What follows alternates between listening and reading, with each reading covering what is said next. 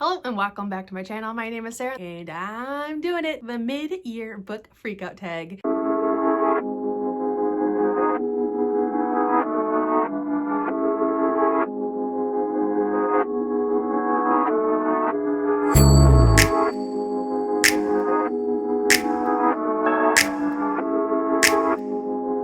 And I gave myself a chance to actually finish my reading in June before I did this tag, so in my opinion, I'm doing it the right way. I don't think I've been tagged by anyone, but everyone in this community does this tag, so I don't feel like I necessarily have to tag anyone or be tagged by anyone, so here we go. Question number 1. The best book you've read so far in 2021? I, for 100%, am going to say Fable by Adrienne Young. This book was the essence of me. The essence of my, reading taste without it being too fantasy-esque, I guess you could say, because I love my fantasy. It's my favorite genre. This had a hint of fantasy, but not overly done, which was new for me for a favorite book, but I just loved it so much. But this book follows a young girl who is the daughter of a merchant, and her mother is his wife, and so he is yes, he's a merchant slash pirate dude, okay? And when she is younger, the ship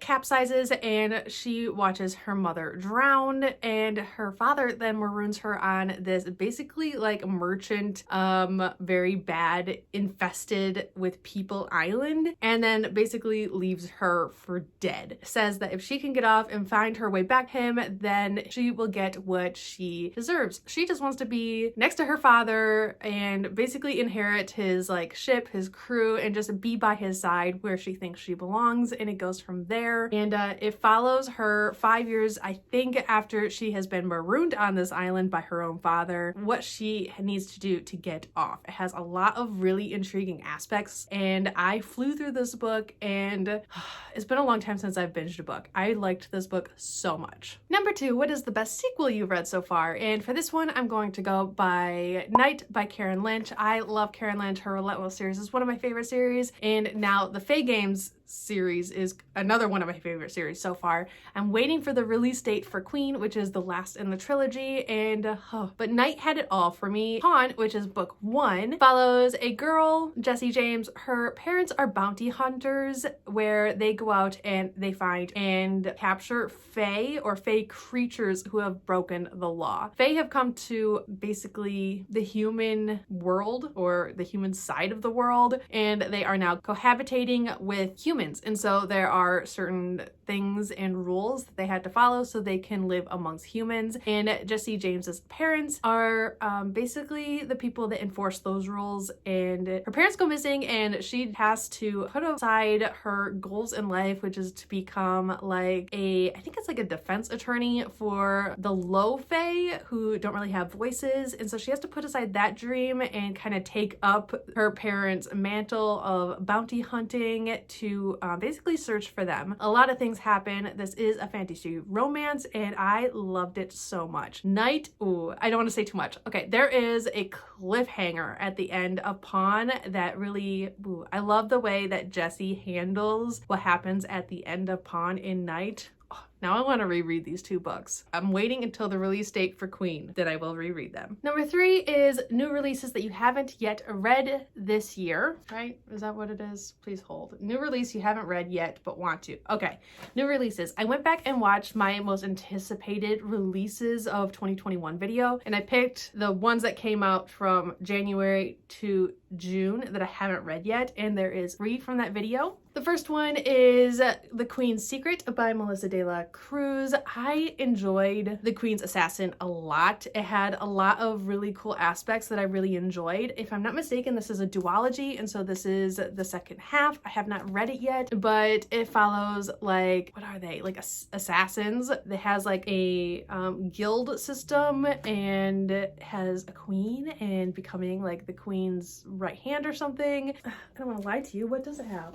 Okay. It's been a while. Okay, I know it has a boy who inherits his dad's debt or curse or something. Cal is the kingdom's deadliest weapon. Knew that. The Heartstone, the guild's most dangerous member, and he is the queen's assassin. And then Shadow is, she wants to become like Cal and wants to become an assassin and join a guild and like so on and so forth, and kind of what that means for her. Also for her being a lady. And yes, so really enjoyed The Queen's Assassin. Cannot wait to reread Queen's Assassin and then read The Queen's Secret. I am so excited. The next one is Red Tigress, and this one is the sequel to Blood Heir, which is an Anastasia retelling. If I'm not mistaken, I gave Blood Heir 4 stars, really enjoyed it, and I haven't read a lot of Anastasia retellings, but really enjoyed this one and really enjoyed the use of like blood magic and so on and so forth. If you know anything about Anastasia, you kind of know that story, but in this book, our main character is framed basically for her own father's death, if I'm not mistaken, and it kind of goes from there. She makes a deal with a bad person to kind of get what she needs. So there's the second one. The third one is Bonecryer's Dawn. Everyone knows that Bonecryer's Moon was one of my favorite books last year, like one of my favorite books. And so I got this Illumicrate, has silver sprayed edges. My camera's not necessarily picking it up, it just looks gray, but silver sprayed edges with Bonecryer's Dawn, and it has this exclusive cover. It's holographic and purple and beautiful. But yeah, this follows a group of women, and basically they are farriers for someone in the underworld, if I'm not mistaken, and basically how they get power is they find their true love, and I think they have to murder them. It has been a hot second since I've read Bonecryer's Moon, but it is another book that I want to reread before I pick up Bonecryer's Dawn. I'm a big rereader. It's one of my favorite things to do. Don't judge me. In that same video, I picked out the books for number 4, which is my most anticipated reads for the second half of 2021. The first one is Wings of Shadow by Nikki Powell-Pareto. This is book 3 to this trilogy. I love book 1. It has phoenixes and badass women, and the character, I guess you could call it maybe a trope of basically a girl who has to dress as a guy to get what she needs because women are not deemed worthy or strong enough, so on and so forth. And I just loved it. I adored book 2 as well. More books I need to reread before the last one comes out. This one should be arriving to me this month because I pre-ordered it from Owlcrate, so I have all 3 of the Owlcrate exclusive editions of this series, and I love the cover. It is gorgeous. And the second one is Girls of Fate and Fury by Natasha Nan, and this one I have the Owl Crate of one and I think the Fae Crate of the other or something like that. I don't know which one is which. Or even if that's correct. I read and really enjoyed Girls of Paper and Fire. Still have not read book 2, but again, I will probably reread book 1, read book 2 for the first time, and then read the third book when it comes out. But this story is basically a sapphic concubine story, and it follows basically the concubines and when they are forced to the castle to become concubines. If you know anything about the very dark history of concubines, you'll know that this is a very dark fantasy, and there is a lot of trigger warnings, and so if you read this series, please be sure to check those out first. And I did hear that there is pretty good PTSD representation in book 2. So there is representation all throughout the series so far, and hear that there will be representation in book 3. So I'm just really excited to reread book 1 and then just finish the series off when the third book comes out. Biggest disappointment of the year is definitely going to be Chosen by Kirsten White. I loved book 1, which was Slayer. Well, didn't love it. I just really enjoyed it. And I was pretty excited to get to book 2. This is a duology, and I read book 2, and I will link the video where I kind of rant about it up here and down there. And I was really disappointed. There was like 0 character or plot development. The relationship in the book, 0 development there. And there is one character who is just a horrible human being, and not a single person in the book makes this character take accountability for what they have done, and it rubbed me the wrong way. Didn't like it. Biggest surprise of 2021 so far is definitely going to be The Stars and the Blackness Between Them. I listened to this on audiobook, and this is, it might be the same or different video than when I talk about Chosen. I feel like it's different. Anyways, if it's different, I'll link it up above and down below. Have fun. But for this one, I listened to the audiobook and I knew it was going to be good. I just didn't know how good it was going to be. I loved this audiobook. I got very emotional. I think I teared up like 3 or 4 times. The ending blew my mind,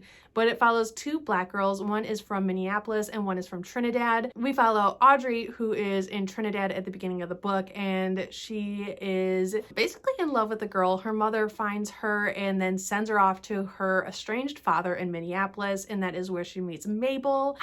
I loved how these 2 Black girls got to learn about each other's different cultures. They are from 2 completely different parts of the world, and then their friendship that kind of built around this. It is another queer read, and it was beautiful. It was lyrical. It had so many important topics and themes within this book, and I highly recommend reading this book, and I highly, highly recommend listening to this audiobook. Favorite new author, either new to you or like a new debut author? I have 2. The first one is definitely going to have to be Brandon Sanderson. I recently read Warbreaker and was mind blown. I loved his writing style. Like, he had a really complex magic system, but the way he wrote it, it was just so easy to wrap my mind around. Oh, it was really good. And then the second one is definitely another new to me author, and that is Adrienne Young, who wrote Fable. I am in love. I am super excited to read Namesake, and then I want to pick up her other series, and I'm so excited. Newest fictional crush, and this one I might be going a little rogue. It's not from like a book, but a manga, and I count them towards my Goodreads because reading manga is still reading. And I'm going to go with Twilight or Lloyd from Spy X Family. I think I love him. He is okay, I'm getting older, and so he is age appropriate for me. Like, he is age appropriate for me. Sometimes I have these like little crushes from like my YA books, and the way I read characters, even when I'm reading YA sometimes, is I kind of read them as my own age because I don't feel old. But when you think deep down about that, that might not be the healthiest. But reading Spy X Family, he is an adult. He is age appropriate for me, and for a manga character, he is very good looking. And yeah, the way he is with Anya, and yes, I am on volume 4 right now, and you see little tidbits of his like soft side. Oh, new crush. Number 9, my newest favorite character. I'm definitely gonna have to go with Vasher from Warbreaker. There's just something about this guy. He is such a grump. Oh, there's like this one quote where one of the princesses is talking to, she's like being nice, and he's like, please don't be condescending, and she's like, I wasn't being condescending, I was being nice. And then he was like, can you be nice in a less condescending way? And I'm just like, you were such a grump. He is such a grump. I just really enjoy him. He has like these little like pockets of humor within the book, and if Brandon Sanderson does give us a sequel to Warbreaker, like, please, like, can you get on that? I did read that it might be about like basically Vasher and the person who is now traveling with Vasher. I won't give that away because if you haven't read Warbreaker, you wouldn't know. But I love Asher. He's probably one of my newest favorite characters. Yeah. A book that made you cry, and again, I'm gonna have to go with The Stars and the Blackness Between Them. I am pretty sure this is the only book so far that's made me actually cry. I have had tears in my eyes, and then I've had tears in my eyes that I've actually had to wipe away before they fell down my cheek. That is The Stars and the Blackness Between Them. It was super impactful. A book that made you happy, I'm gonna have to go with Percy Jackson and the Lightning Thief. I was laughing, I was smiling, chuckling, really enjoyed the characters. It was just so much fun to read. I started reading this series this year with Noria from Noria Reads, and I highly recommend anyone still putting it off. Like, I'm 28 and I am just reading it for the first time. Just read it. It's so good. Second to last question is number 12, and it's the most beautiful book that you've bought this year or have received. But I'm gonna have to go with Fable and Namesake because they do this. Like, that is gorgeous. This is one of the most like gorgeous duologies and covers I've ever seen. Like, they are absolutely stunning. And then I'm going to have to go with these guys, and this is the Daughter of Smoke and Bone trilogy. There is Daughter of Smoke and Bone with this new cover, sprayed edges,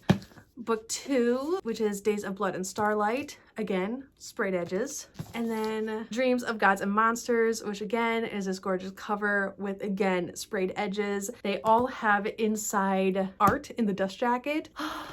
These are so gorgeous. Probably, yes, so gorgeous. Between the namesake duology and this trilogy in this new Illumicrate edition, I'm a fan. Like, even the spines are pretty. Look at those. And the last question is books that you still need to read by the end of the year. Okay, so I made a list. I narrowed it down. I need to read a lot of books, but Girls of Storm and Shadow, which I already talked about, though I'm going to be rereading Girls of Paper and Fire. Fable, I need to definitely read that. Like, I'm kind of putting it off because I don't want it to be over, but definitely need to read that. And then I really want to get to The Rage of Dragons by Evan Winter. There are multiple people that I trust with my life who adore this book, so I need to get to it. The Poppy War. One, because I bought these new dust jackets for the trilogy, and now I really need to read it. So here we are, and really need to read The Poppy War. And another one that I've been putting off for far too long is Legendborn. This one is going around BookTube like crazy. People are crazy loving it. Like, oh my gosh, like all the positive things about this book, and I still haven't picked it up. Why? So yes, that is the mid-year book freakout tag for myself. I am actually doing really good. I already reached my 50 goal reading challenge on Goodreads. About 13 of those were manga, but I'm counting them anyways because why not? And yeah, so here we are. I'm not really gonna tag anyone because the entire community always does this tag. So yeah. Tag, you're it. Anyways, see you guys all later. Please like, comment, and subscribe down below if you haven't already. And yeah, let me know what you need to read or what you thought about any of these books that I mentioned today in this video. I'll see you guys all next time. All love. Bye.